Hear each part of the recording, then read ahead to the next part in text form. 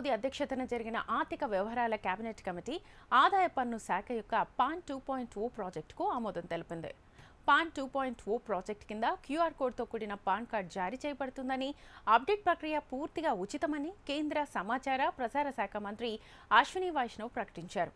ఆర్థిక వ్యవహారాల cabinet committee విడుదల చేసిన పత్రికా ప్రకటన ప్రకారం 1435 కోట్లతో అభివృద్ధి చేయనున్న ఈ పాన్ 2.0 ప్రాజెక్ట్ ఏంటి? ఇలాంటి ప్రశ్నలకు సమాధానాలు ఈ వీడియోలో తెలుసుకుందాం.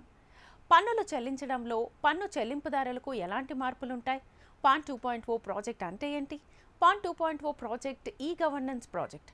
దీని కింద పాన్ సేవల్లో సాంకేతిక మార్పులను తీసుకురావడం ద్వారా పన్ను చెల్లింపుదారుల రిజిస్ట్రేషన్ సేవల వ్యాపార ప్రక్రియలు రీఇంజనీరింగ్ చేయబడతాయి. ఇది పన్ను చెల్లింపుదారులకు మెరుగైన డిజిటల్ అనుభవాన్ని అందిస్తుంది. ఇది ప్రస్తుత పాన్ 1.0 పర్యావరణ వ్యవస్థకు అప్గ్రేడ్ చేయబడుతుంది.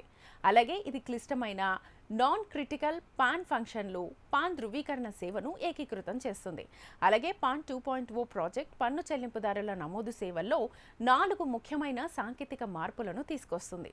యాక్సెస్ సౌలభ్యం, మెరుగైన నాణ్యతతో వేగవంతమైన సర్వీస్ డెలివరీ మరియు డేటా అనుగుణ్యత యొక్క ఏకైక మూలం.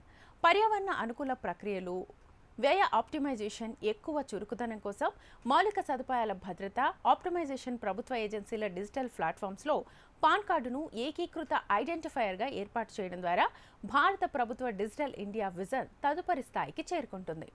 దీని గురించి కేంద్ర మంత్రి వైష్ణవ్ మాట్లాడుతూ పాన్ సాధారణ వ్యాపార గుర్తింపుగా మారుతుందని అన్నారు. దీనికోసం ఏకీకృత పోర్టల్ సృష్టించబడుతుంది. ఇది పూర్తిగా కాగిత రహిత ప్రక్రియలను కలిగి ఉంటుంది. అంటే పూర్తిగా ఆన్లైన్ ప్రక్రియ అన్నమాట. ఫిర్యాదుల పరిష్కార వ్యవస్థకు కూడా ప్రాధాన్యతనిస్తామని ఆయన తెలిపారు. వ్యాపార ప్రపంచం దీర్ఘకాలిక డిమాండ్ అయిన ఉమ్మడి వ్యాపార గుర్తింపును రూపొందించడానికి అన్ని పాన్ మరియు సేవలను విలీనం చేస్తామని కూడా ఆయన తెలిపారు. వినియోగదారులు అందించే డేటా సురక్షితంగా ఉండేలా పాన్ డేటాను వినియోగించే అన్ని కంపెనీలకు పాన్ డేటా వాల్ట్ సిస్టమ్ తప్పనిసరి చేస్తామని ఆయన తెలిపారు.